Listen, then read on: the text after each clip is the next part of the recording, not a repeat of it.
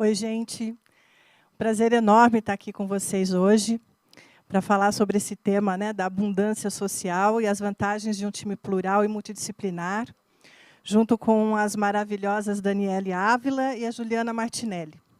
Bom, eu vou me apresentar. Eu sou arquiteta e urbanista, tenho mestrado em desenvolvimento regional e atualmente estou presidente do CAL. Então, chamo também agora para falar comigo a Daniele Ávila, da CTE. Vem junto, Dani. Tudo bem, Dani? Um prazer. Boa tarde. Boa tarde. Boa tarde, Ju.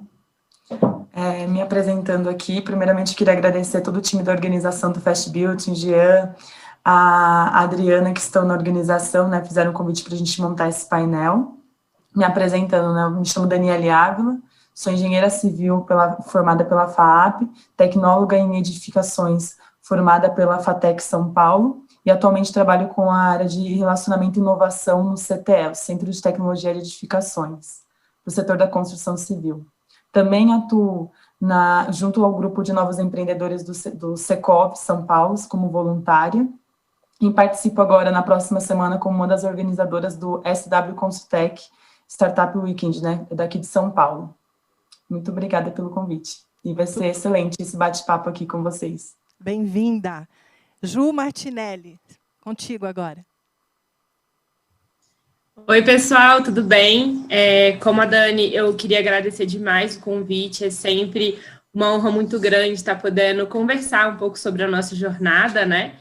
E acho que na Fast Build a gente vai poder fazer isso e trazer um pouco as nossas experiências para essa questão da diversidade. Então, me apresentando, eu sou Juliana Martinelli. Eu ainda sou estudante de engenharia elétrica, mas vim parar aqui na área de construção civil devido à minha startup que fundei em 2015, chamada Inova House 3D. E com ela, né, a gente desenvolveu a primeira impressora 3D de concreto da América Latina. Então, foram vários desafios aí nesses quase 6 anos empreendendo. E hoje a gente está começando a fechar alguns projetos, né? Então, é bem legal falar um pouco disso, trazer, né, a construção civil brasileira para a área mais tecnológica, para a parte da revolução industrial, né, para a indústria 4.0. Então, a Inova tem tido muito esse papel aí durante esses anos. E hoje a gente vai falar sobre diversidade, então vai ser muito legal compartilhar um pouco dessa jornada, dos desafios, como é que foram, né, as barreiras, a aceitação. Então, vai ser bem legal compartilhar isso com vocês hoje. Obrigada. Muito bom. Então, e o nosso papo é sobre abundância, né? Abundância, pluralidade, a multidisciplinaridade. Cada uma de nós aqui vem de um espaço de fala diferente, né? Com experiências diferentes. E a gente vai aqui tentar entender essa questão da abundância social como fonte de inovação, né? As possibilidades que isso nos traz.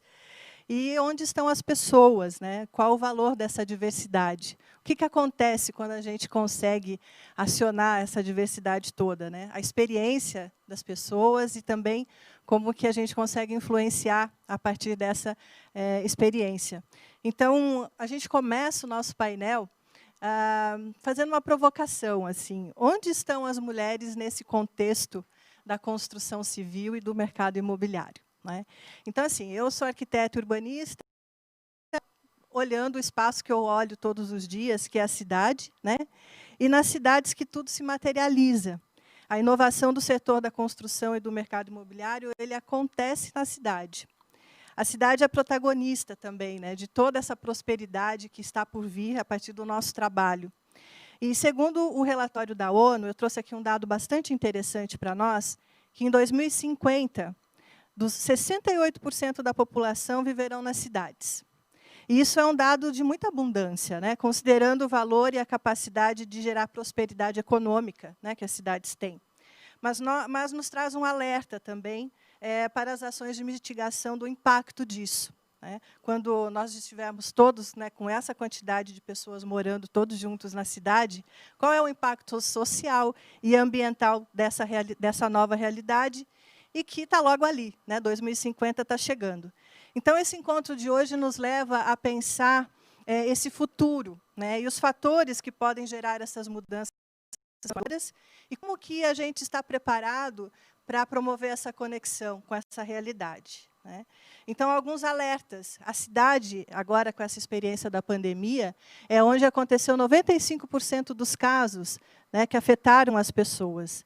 E, nesse cenário, 63% das pessoas que foram afetadas e que moram nesses lugares com maior dificuldade são mulheres, né?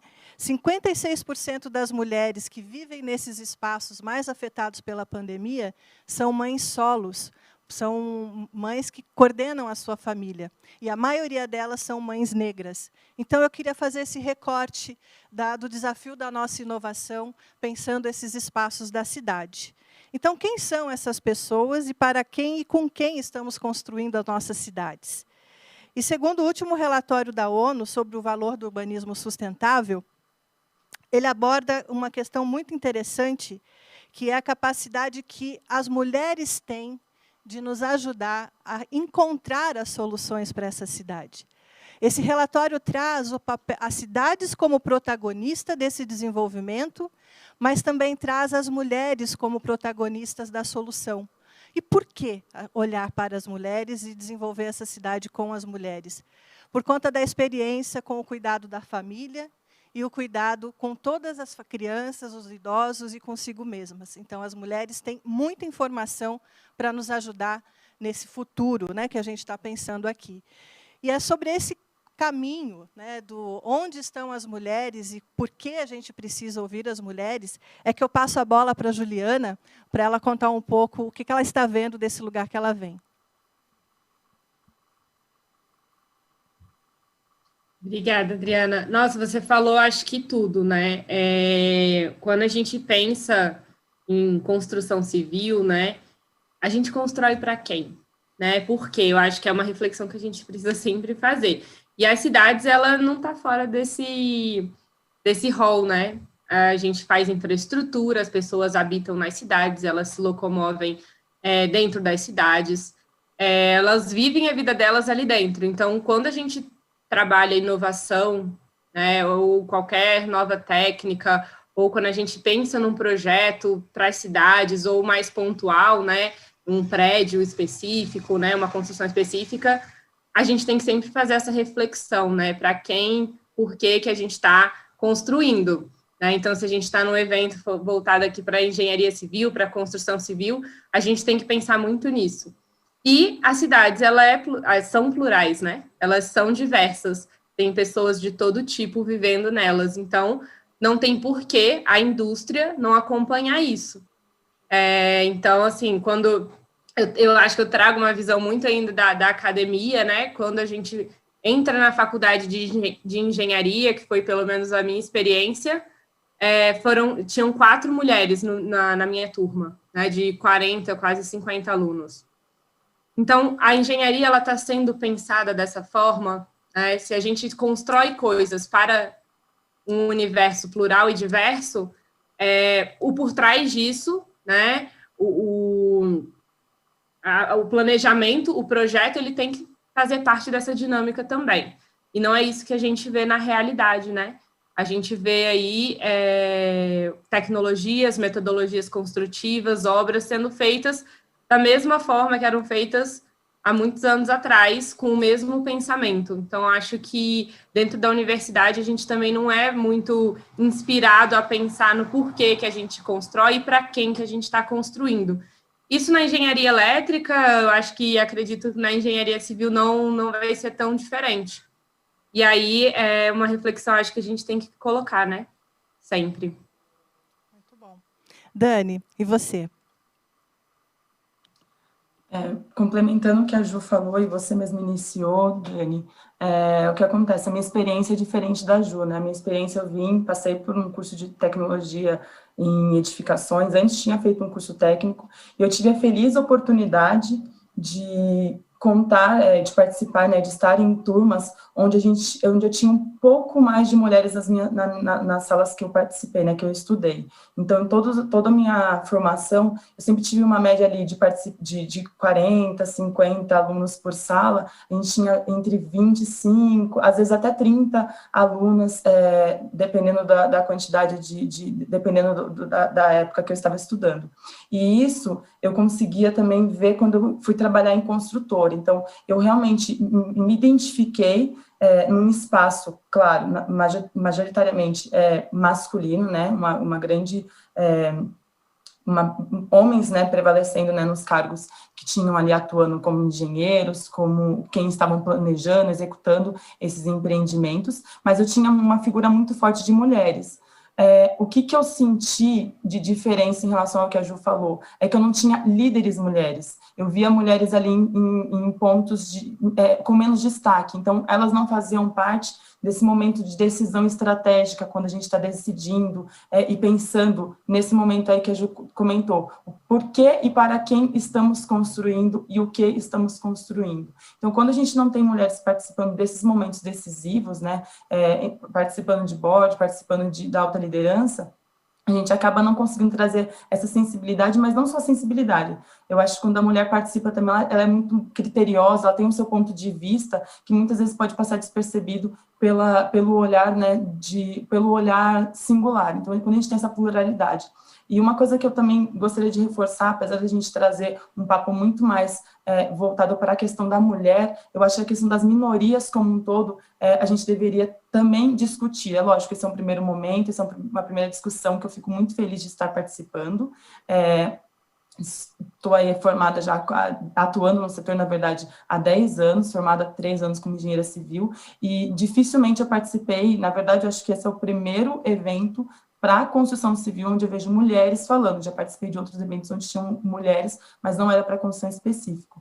E aí a gente não vê a questão do LGBT, das pessoas, né, são LGBTQ+, pessoas falando da questão de gênero, da questão racial, da desigualdade de deficiência física. Então, quando a gente não tem essa parte das pessoas sendo representadas dentro das grandes empresas, a gente não tem essa parte das pessoas sendo atendidas. E as empresas nada mais são do que parcelas da sociedade. Então, a gente não pode deixar com que uma pequena parcela, né, representada por uma maioria de homens brancos, cis, definam o que é o certo e o que não é o certo a ser desenhado para cidades, a ser desenhado para loteamentos, para empreendimentos como um todo. Então, só queria reforçar que esse ponto aqui é muito bacana a gente estar falando principalmente da figura da mulher, mas também trazer um olhar atento para outras minorias que eu acho que também devem ser mais valorizadas e discutidas no momento de a gente falar de pluralidade de empresas e dos setores como um todo. É bem isso, é o como, né, a gente se relaciona e como que essa pluralidade e a diversidade acontece de fato, né? Quando a gente não consegue esse acesso, a gente impede uma possibilidade, tem um impedimento. Então, quando a gente discute essa questão das mulheres, e aí eu vou trazer aqui a questão do momento histórico que a gente está vivendo, nós já avançamos muito, né? Tem um movimento global, histórico, onde as mulheres estão cada vez mais avançando, conquistando essa questão da equidade. Mas ainda não está solucionado isso, e a gente percebe em alguns dados, em algumas pesquisas, que a gente tem um campo enorme pela frente, e isso vai depender muito da motivação das mulheres e também de toda a sociedade. Então, é um assunto que interessa a todos, não só as mulheres, mas a toda a sociedade, né?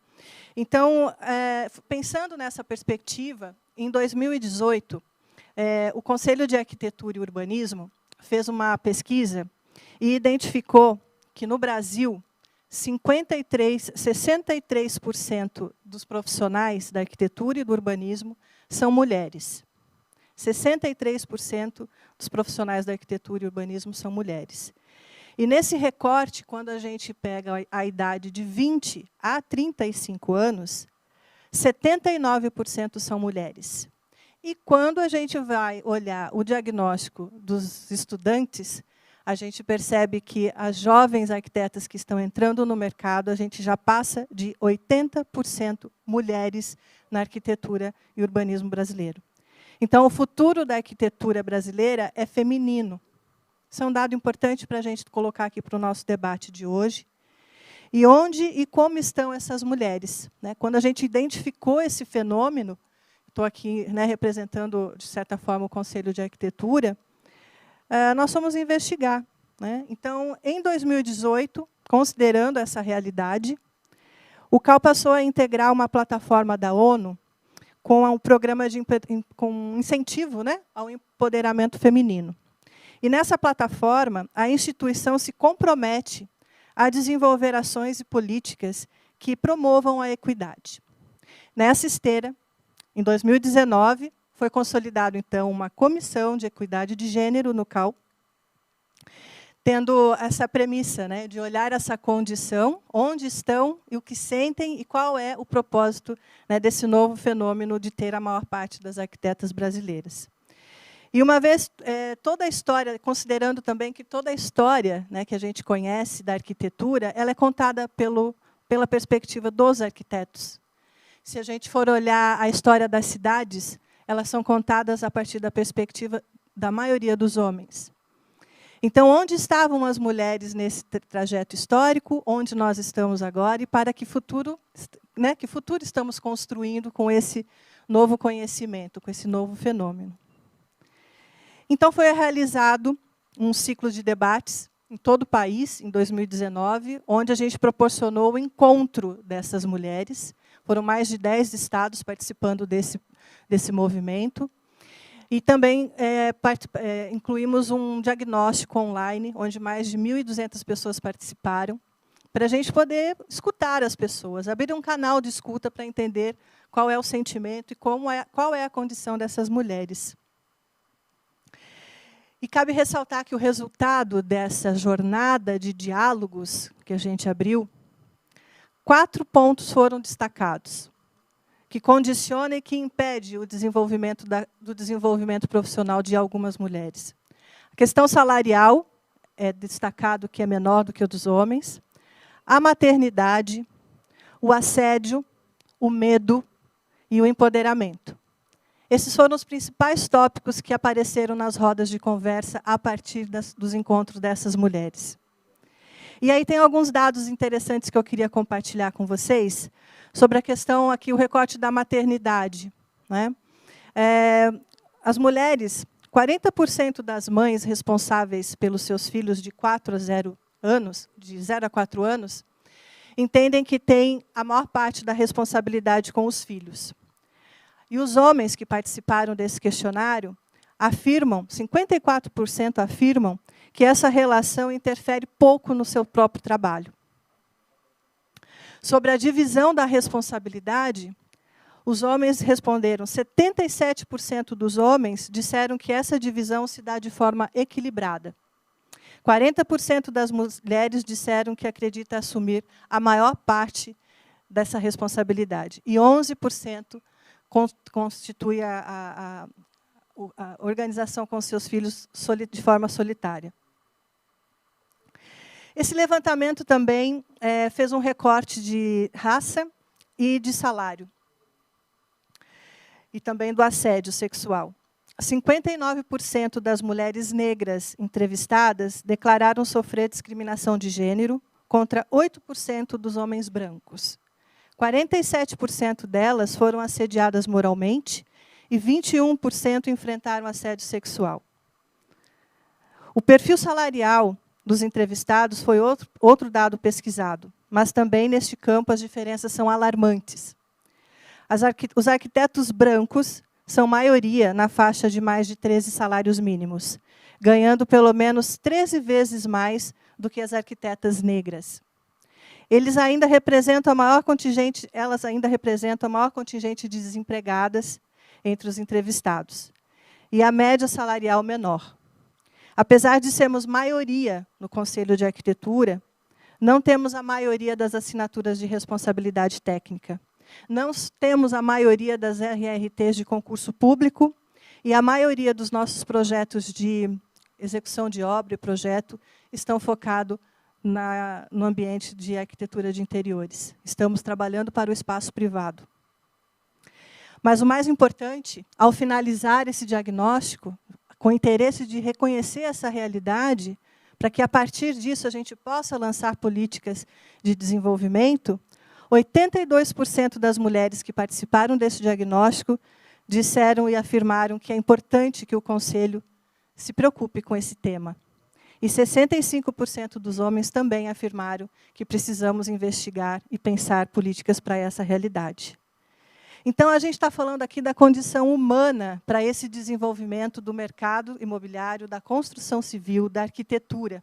Quem são as pessoas, né? Como a gente está construindo os nossos laços de confiança, os espaços, a empatia, a escuta ativa, a participação efetiva? Como que a gente está lidando com isso?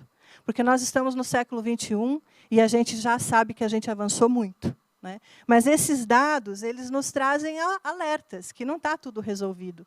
Essa não é a realidade, né, a equidade não é a realidade da maior parte das arquitetas.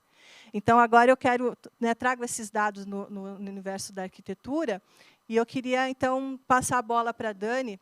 Dani, de onde você vem, né? Quais são os pontos que você vê que impede a mulher de acessar esse espaço todo que a gente está discutindo aqui?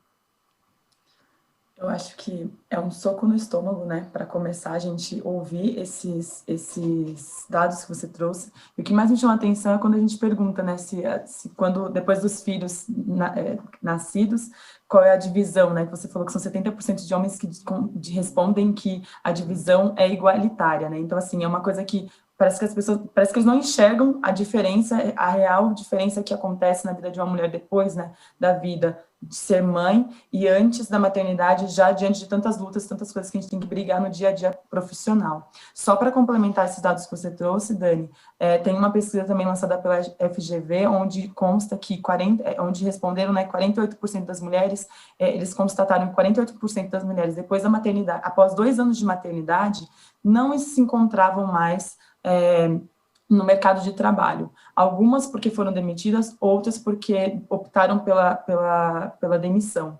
Só que, assim, o que isso traz, né, diante de tudo que você me falou? E eu até quero só corrigir uma frase que eu falei na minha outra resposta. Eu falei que eu nunca tinha participado de um evento de mulheres do setor da construção, minto. Eu participei agora, durante a pandemia, de uma live que ocorreu, né, eu assisti uma live das minhas amigas Roberta, Carol e Marcinha, lá do Secov, falando sobre mulheres do imobiliário, junto com a Elisa Talil, falando sobre mulheres no imobiliário.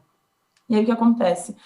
A primeira vez em 60 anos, onde um sindicato traz, né, um sindicato onde tem mulheres associadas, traz essa questão da presença feminina sendo discutida no setor da construção. Então, só corrigindo a minha fala anterior e até trazendo um pouco do que foi discutido naquela reunião. A Elisa, ela é presidente hoje da instituição, né, Mulheres do Imobiliário, e eles têm uma pesquisa hoje lançada para o setor da construção civil, principalmente da engenharia também. Então, assim, lá a gente tem um grupo hoje existente formado com 600 mulheres, e esse grupo, eles estão fazendo um estudo, tem uma pesquisa lançada, que depois eu posso até compartilhar com o pessoal da organização, se desejarem, uma pesquisa para poder fazer essa mesma análise que a Cal fez, principalmente focando, né, na figura das mulheres arquitetas que atuam dentro do setor, uma pesquisa chamada O Lado Feminino do Mercado Imobiliário. Então, visa entender, né, de uma forma, assim, a desenvolver um censo junto com a BHUP, se eu não estou enganada, ou Data Store, na verdade, um censo para poder analisar qual é a figura da mulher, qual é o perfil da mulher como empreendedora, porque muitas mães, depois da maternidade, elas acabam desejando voltar para o mercado de trabalho e não conseguem ser reinseridas no mercado, né, como CLT, trabalhando em empresas, então elas acabam empreendendo, e aí elas empreendem não por não por um desejo de empreender muitas vezes, mas muitas vezes pela necessidade. Precisa trabalhar, não tem uma oportunidade, tem uma formação e junta ali a oportunidade de começar a empreender. Então essa pesquisa ela vai fazer esse recorte, ela ainda está em aberto. Se eu não me engano, a expectativa é que eles finalizem esse estudo ainda esse ano. Então, se todas as meninas que tiverem, mulheres, homens, e que estiverem assistindo essa apresentação e desejarem, é só entrar lá no site Mulheres do Imobiliário e preencher, né, e tem todas as perguntas, bem rapidinho. E aí, respondendo a sua pergunta, né, sobre quais são as questões que impedem a gente de atuar no setor. Eu acho que são muitas, na verdade, né? Eu separei aqui algumas delas.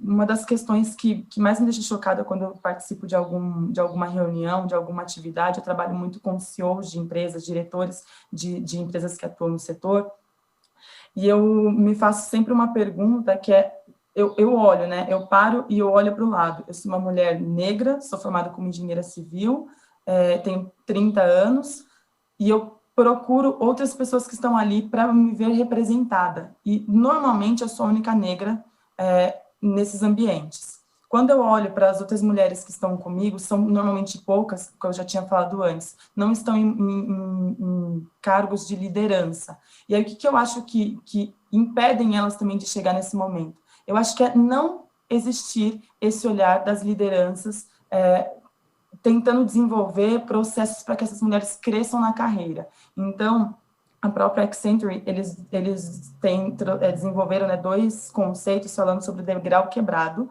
e o degrau do telhado de vidro. O degrau quebrado, eles falam que é quando uma mulher está em ascensão na carreira e ela chega na mesma fase que ela está ali para poder concorrer, já numa fase de gerência para tentar concorrer uma fase de diretoria, cargos mais altos dentro de uma organização, é normalmente a mesma fase que a mulher está caminhando para a maternidade, né? Então, ela já está numa fase da vida ali onde, normalmente, as que desejam ser mães acaba acontecendo nesse período. E aí, ela entra em contato com o degrau quebrado, porque ela acaba não conseguindo avançar, porque não existem, muitas vezes, políticas das empresas que valorizem e que incentivem as mulheres a continuarem se desenvolvendo dentro das empresas, e aí elas acabam tendo que optar algumas vezes. Eu vou ser mãe agora ou eu vou tentar num cargo maior? Ou, não, quero ser mãe, mas eu não vou conseguir sair desse cargo de gerência. Quando consegue chegar no cargo de gerência, né? Porque muitas vezes a gente nem observa também que nem esses cargos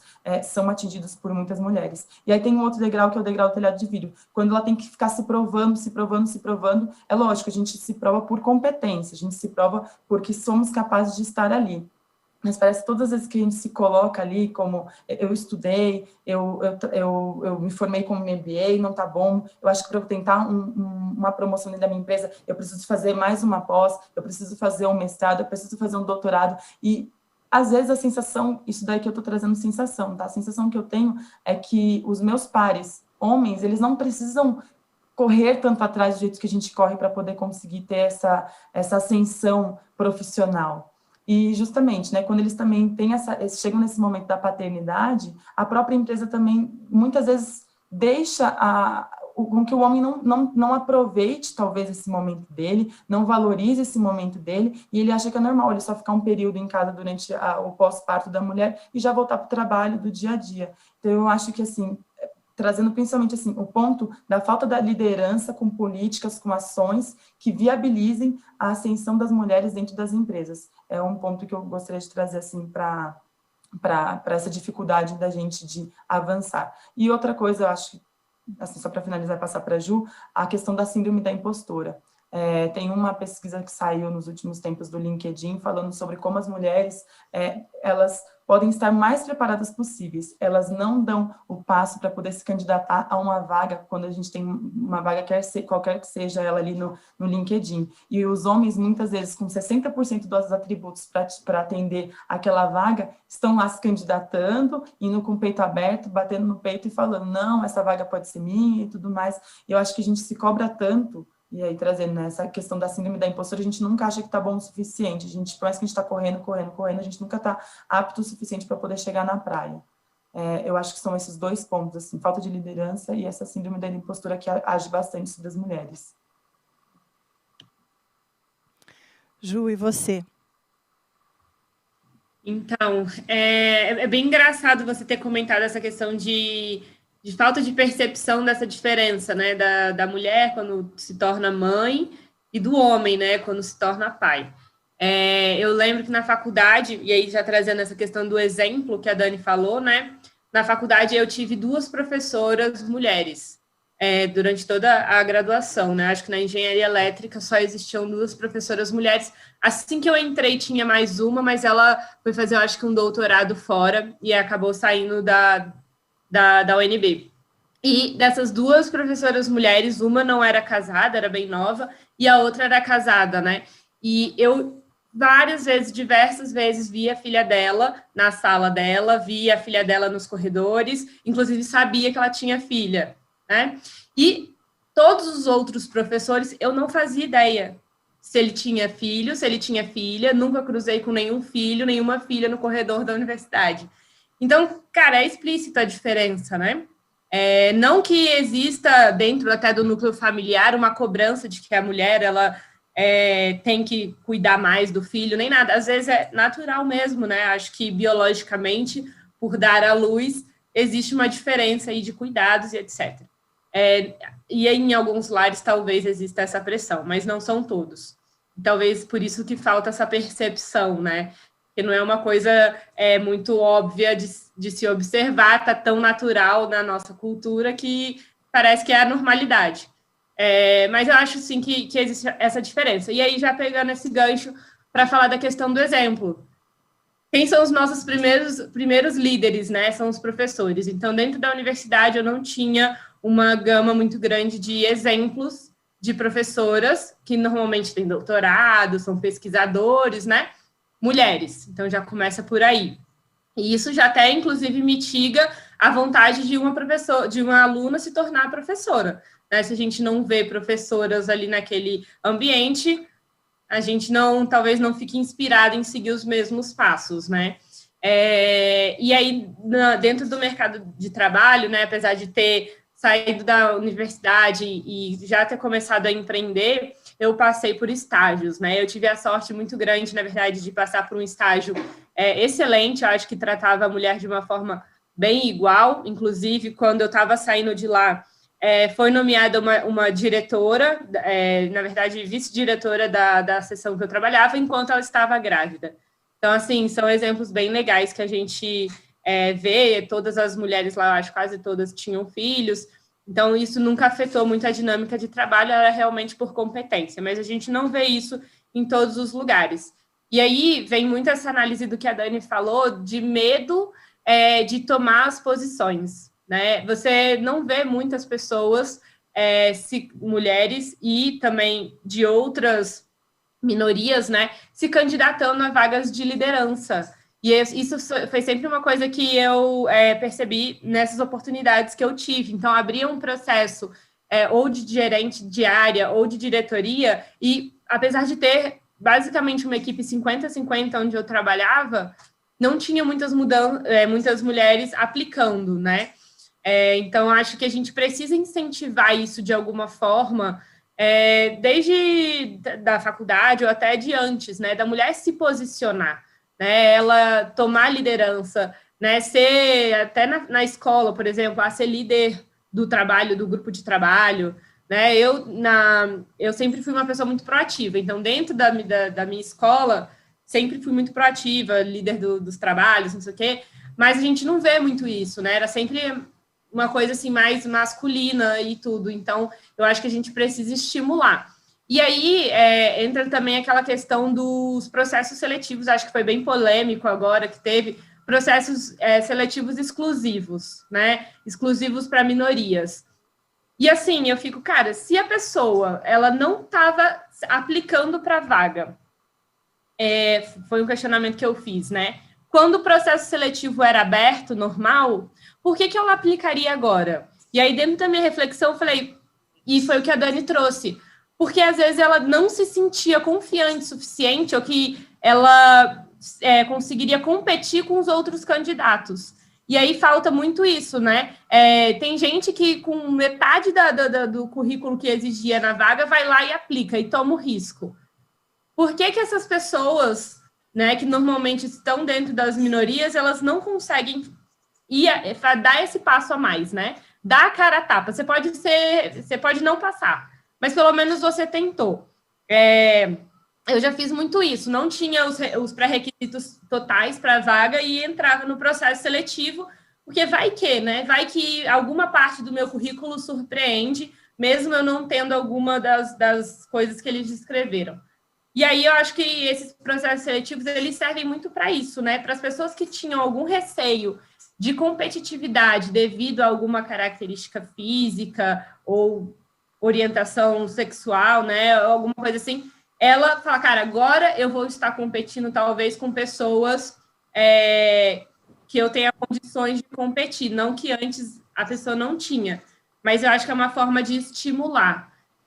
Eu ainda tenho, assim, eu ainda fico refletindo muito sobre essas questões, mas eu acho que é válido a gente pensar, né? Se muita gente se inscreveu nesses processos seletivos que são exclusivos, não é porque falta pessoas capazes dentro daquele segmento de minoria específico. É realmente porque elas não sentem que elas conseguem competir de igual para igual no mercado. Mas se não tiver, porque assim, muita gente colocou, tem pouca, né? O universo, quando a gente pega um universo de pessoas que estão competindo para aquela vaga, são minorias, então tem menos negros, tem menos pessoas da comunidade LGBT, tem menos deficientes físicos, então a chance, a probabilidade das pessoas mais genéricas passarem faz sentido, mas talvez não seja isso, talvez realmente seja esse medo de não conseguir competir, né? Ou então, assim, às vezes avança numa análise de currículo, mas lá na frente não passa. Então, tem que se estudar muito bem onde é que está sendo esse gap, né? Para a gente que está saindo da universidade agora, assim, na minha experiência, né? Tinham pouquíssimas pessoas de minoria dentro do curso de engenharia elétrica, né? Eu acho que da civil, por exemplo, da UNB, tinha muito mais mulheres dentro das turmas, né? Já estava chegando ali perto da equidade. Na engenharia elétrica ainda está muito aquém, né? Então, elétrica, mecatrônica, mecânica também ainda são muito mais masculinas do que civil, a engenharia de computador também, software. Hoje a gente tem bastante menina programando, mas a elétrica, mecânica ainda tem um pouco desse... É cultural mesmo, né? Dessa cultura de mais homens. E de outras minorias também, é pior ainda, né? Eu acho que, não sei se é preconceito, ou às vezes até medo mesmo, de se expor, de mostrar quem é e sofrer algum preconceito dentro da universidade, né? Um universo desconhecido. Então, assim, eu tive vários alunos, né, da minha turma e tudo, que eram da comunidade LGBT, mas negros mesmo, eu acho que nos 12 semestres que eu fiquei na UNB, só tinha 2 alunos negros. Então, assim, a gente realmente vê que precisa, dentro já do ambiente acadêmico, porque é o que vai depois se tornar o ambiente de mercado de trabalho, reforçar essa diversidade, e não só a diversidade de gênero, né, mas a diversidade geral. E dentro desses espaços, já incentivar essa questão da liderança, né, da liderança diversa, não sempre os mesmos líderes ali dentro daqueles espaços. Então, são muitas reflexões, né, e observações que a gente faz desses ambientes que a gente frequenta. Tá aí um desafio e tanto, né, para todos nós, porque a realidade ela está colocada e a gente tem um universo de possibilidades, né? E aqui agora a gente começa a trazer o que acontece quando a diversidade é aplicada, né? Quando a gente atinge essa diversidade e essa pluralidade acontece. A gente vai trazer alguns exemplos, né, de mulheres e também instituições que conseguiram encarar essa realidade e trazendo algumas soluções. Eu quero destacar, vindo desse universo da arquitetura, o trabalho de algumas arquitetas, destacar aqui o trabalho da Priscila Gama. Ela é uma arquiteta preta, ela é de Minas Gerais, e ela desenvolveu um aplicativo que se chama Malalaia. Esse aplicativo, Malalaia, ele serve para mapear os espaços inseguros da cidade para as mulheres, de forma coletiva e gratuita, né? Então, você consegue, a partir desse aplicativo, o registro de uma experiência. E, a partir desse mapeamento, a gente consegue escolher os caminhos mais seguros, mas também é um aplicativo muito potente para a gestão pública, né? São aplicativos que nos ajudam a identificar essa experiência das mulheres na cidade. Então, eu achei muito interessante esse trabalho da Priscila. E também destacar o trabalho da Amanda Kamanchek, da ONG Think Olga. Essa ONG ela vem discutindo a questão do assédio nas cidades, né? O corpo das mulheres na cidade. Como que a gente se sente, né, utilizando a cidade como todos? E aí eu quero trazer um recorte para o nosso ambiente de trabalho nos canteiros de obra, né, o ambiente da construção civil para as mulheres, né? Então, essa questão do assédio, do corpo, é um desafio que a gente precisa enfrentar, através de campanhas, para mudar essa cultura, né, do respeito ao corpo.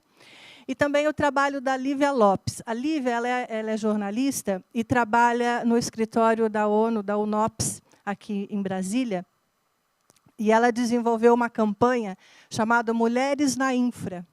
E é muito interessante essa campanha, porque o objetivo é visibilizar as mulheres que trabalham com infraestrutura, com edifícios, com obras públicas. Onde estão essas mulheres que estão à frente desses pontos de trabalho, que são a maioria masculinizados, né?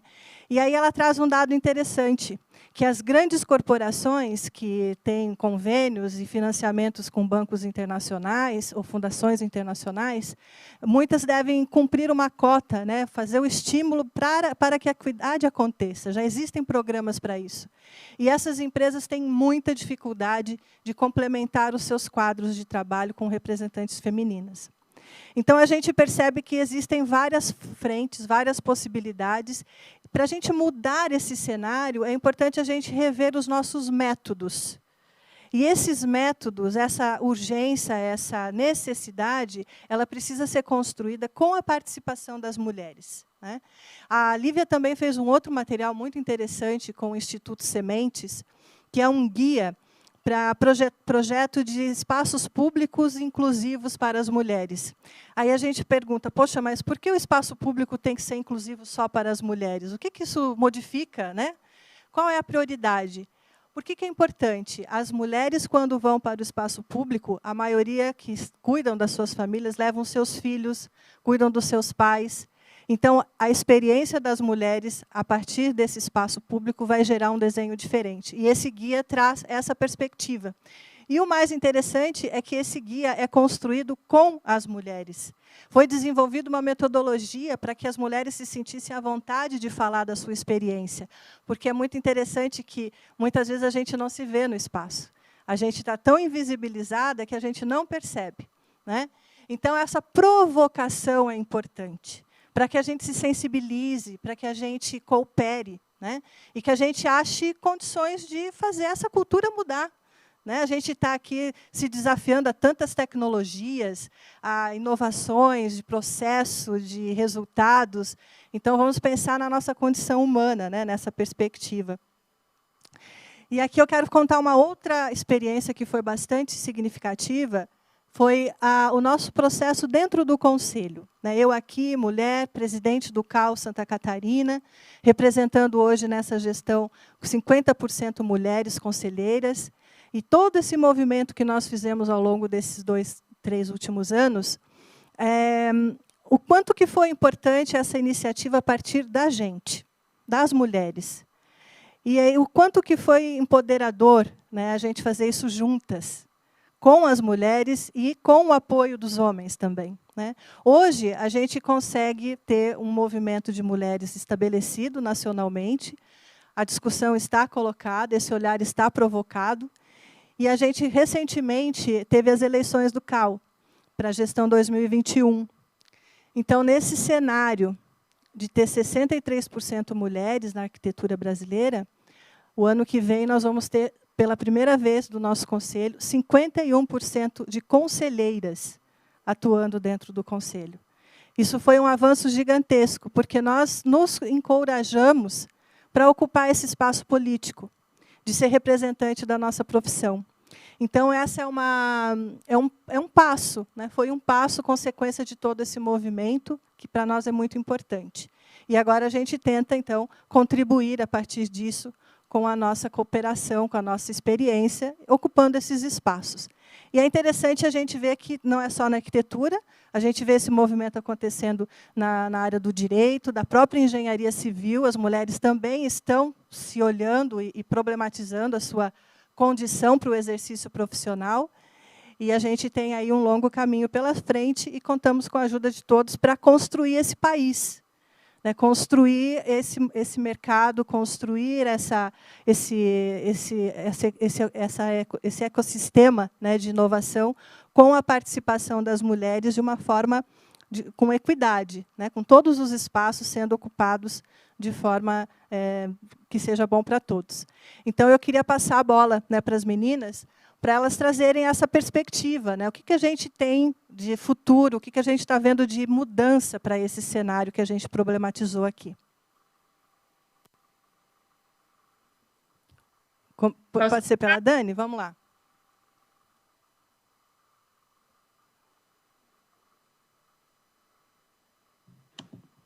Pode ir, Ju? Você começou, pode falar. Ah, tá. Você ficou muda e eu não sabia.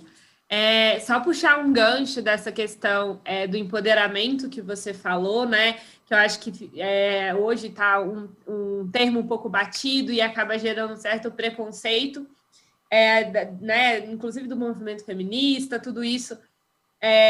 Porque o nosso maior objetivo aqui, eu acho que sempre de participar de conversas como essa, é de inspirar, né? Mostrar, olha, existem mulheres ocupando esse espaço, mostrar que a gente pode, né, competir de igual para igual, e não toda a nossa conversa aqui, né, não é só mulheres, é qualquer tipo de minoria, e mostrar que o empoderamento, na verdade, é simplesmente do ser, né, ele conseguir olhar e tomar as decisões que ele quer.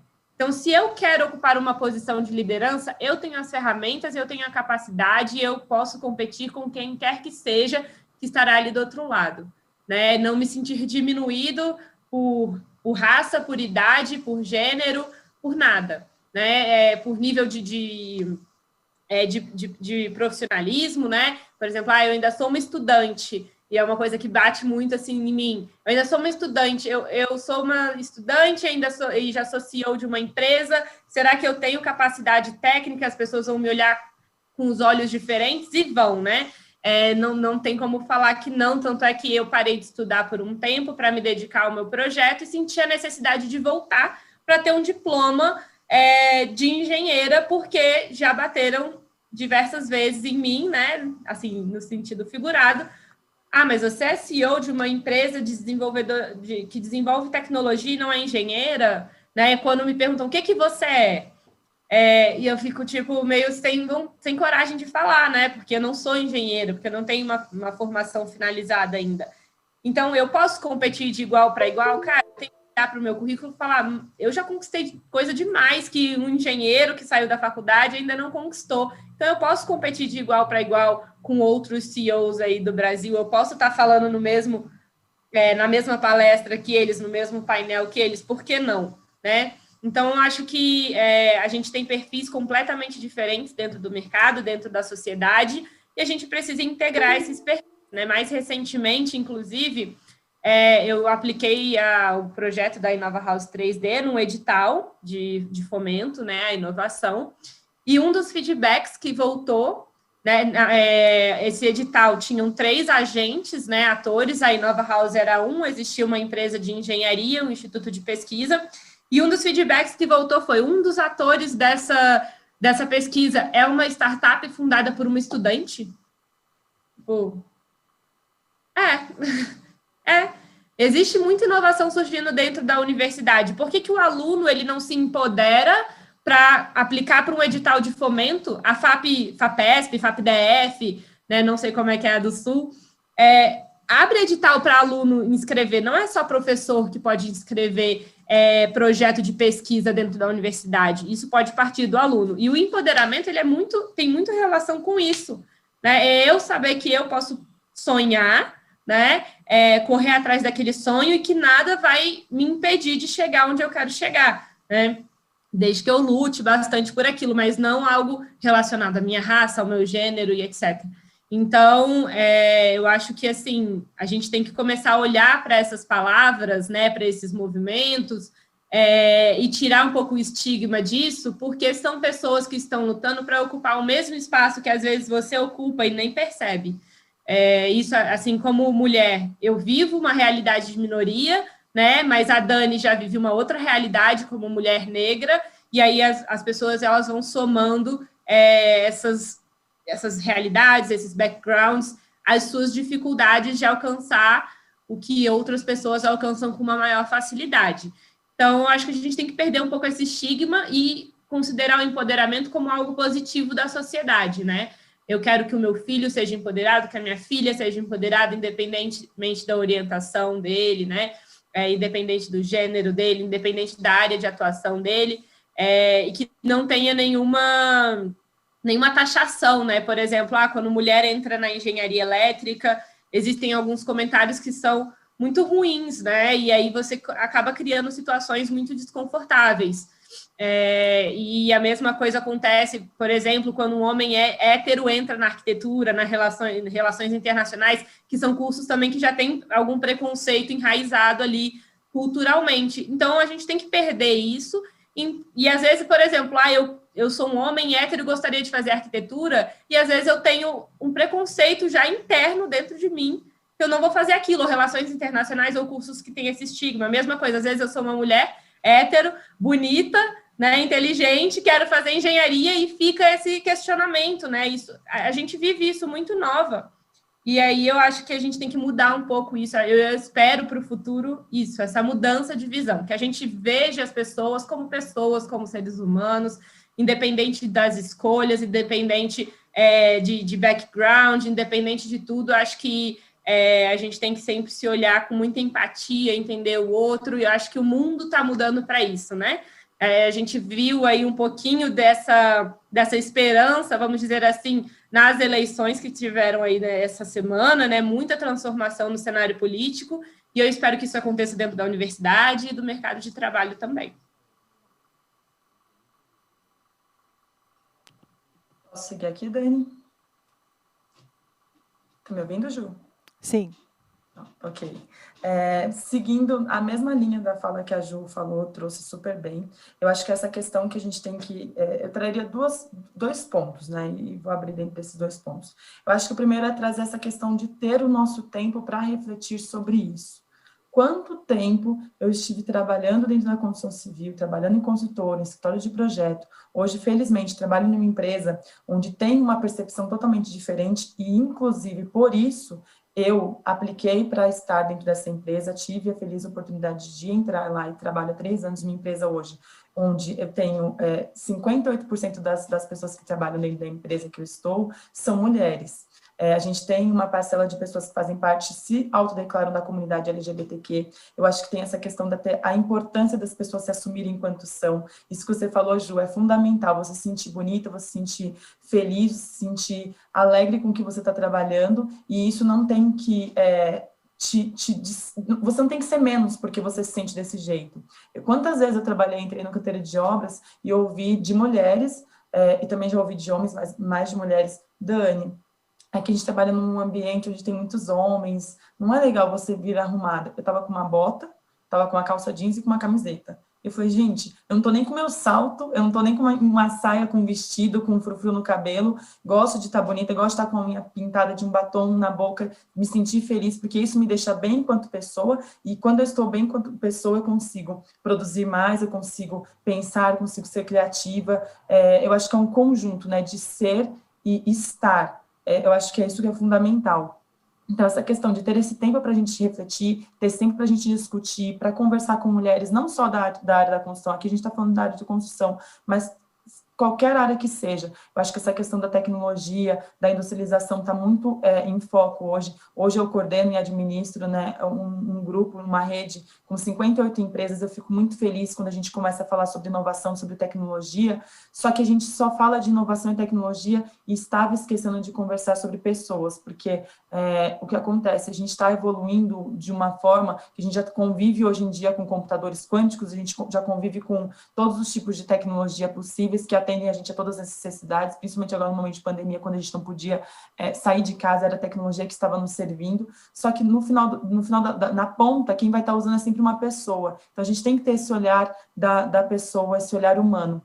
E quando a gente desenha e pensa só em tecnologia, a gente esquece de olhar para as pessoas, a gente esquece de olhar para a cultura, a gente esquece de olhar para as empresas que nós estamos construindo, e quando a gente esquece de tudo isso, no final a gente não está sendo competitivo. Tem um dado da McKinsey que foi lançado recentemente também, eu acho que 2018, onde eles conseguiram identificar que 20% das empresas que têm alguma política de diversidade aplicada nas organizações, elas conseguem ter 20% de faturamento maior em relação às outras empresas que não têm nenhuma política de diversidade sendo aplicada. Então, quando a gente está falando de diversidade, quando a gente está falando de pluralidade, a gente está falando de pontos de vista diferentes, a gente está falando de pessoas com mindset, com vivências, trazendo seus pontos de vista, trazendo quais são as suas necessidades. E isso é o que a gente precisa para poder conseguir caminhar e trilhar essa jornada aí que estamos vivendo. Uma outra coisa que eu acho muito importante, no livro da Djamila Ribeiro, Pequeno Manual Antirracista, falando especificamente sobre essa questão, né,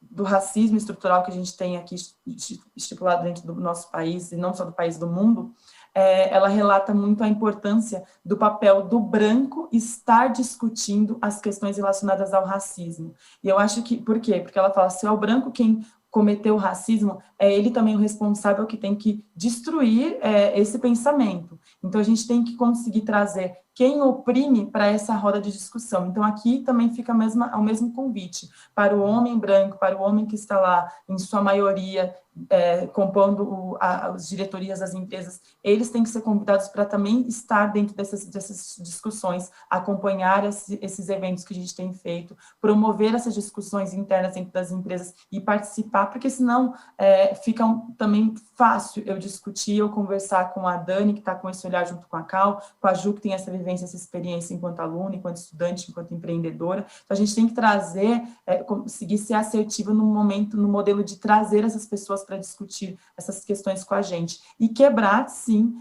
esses padrões, né, de palavras que ficam tem um peso pejorativo ruim, né? Então, eu me autodeclaro feminista, eu me autodeclaro uma pessoa empoderada, eu sou empoderada sim, eu pretendo e espero conseguir ter condições de escolher qual é o apartamento que eu vou comprar, qual é a casa que eu vou comprar, e como eu sou uma mulher que pretendo ter condições de comprar a minha casa, eu quero saber qual é a melhor casa que vai ser desenhada para mim. Então, se eu não tiver uma equipe olhando para quais são as minhas necessidades internas, atuais e futuras, eu vou ter um desenho, talvez, um projeto sendo feito para mim que não condiz com a realidade, com o objetivo que eu quero.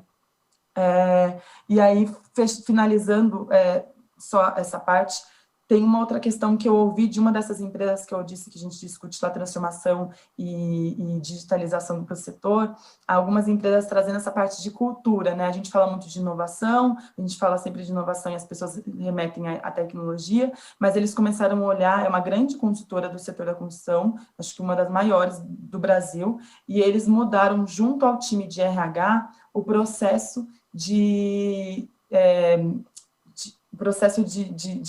escolha, né, das pessoas que vão participar lá dos seus processos de contratação. E aí o que eles fazem? Eles começaram a ocultar dos selecionadores o nome das pessoas que estão ali participando, ocultar a faculdade que a pessoa se formou e ocultar a foto. Às vezes tem alguns currículos que também vêm com foto. Então, eles não sabem o gênero da pessoa e nem qual é a faculdade. Porque, infelizmente, algumas empresas ainda tendem a fazer a contratação de pessoas que vêm de determinada faculdade, pessoas que têm as mesmas vivências, fizeram as mesmas coisas, e isso acaba, de novo, inviabilizando, né, essa entrada de pessoas diversas dentro das instituições e das organizações. Eu fiquei muito feliz quando eu ouvi esse modelo, né, que eles estavam adotando, e ficaria muito mais feliz se eu soubesse que outras empresas estivessem procurando, junto aos seus times de RH, entender como é que eles conseguiriam fazer essa compensação, né, para promover maior equidade racial, maior equidade de gênero, se apropriando também de maior participação de pessoas deficientes, pessoas da comunidade LGBTQ, e também, num segundo momento, né, olhando aí como é que a gente consegue também atingir atingir a equidade salarial, que é tão importante, né, dentro dessas organizações, dessas empresas como um todo. Eu acho que são esses os pontos principais que eu tinha para colocar. Muito bom, Dani. Gente, nosso tempo está acabando. Foi muito bacana esse bate-papo com vocês. E a gente encerra, então, o nosso painel com essa reflexão, né? Acho que o que a Ju e a Dani trouxe agora nessa última rodada é o desafio que está colocado para a gente, né? Que a gente revise os nossos métodos, os nossos conceitos, para que seja natural para todos estarem onde quiserem, da forma que são, e contribuindo genuinamente com a sua experiência, né? E diante de um momento histórico como esse, né, de transformação radical, né, a gente tem muitos conceitos que foram criados ao longo do século XX, aí, não estão servindo mais. Então, é um momento exato para a gente rever todas essas estruturas, e é especial demais estar aqui nesse evento do Fast Built, porque é um evento que vai provocar mudança, e ter esse espaço de fala foi muito especial, provocar as mulheres, os homens, todos nós a pensar esse caminho juntos, né, para a gente transformar todo esse processo que a gente trouxe aqui. Um abraço a todos e brigadão. Muito obrigada, meninas. Obrigada, Ju. Obrigada, Dani. Foi um prazer estar com vocês. Obrigada, pessoal. Foi incrível. E vamos lá reconstruir esse futuro, né? Isso aí, conta comigo.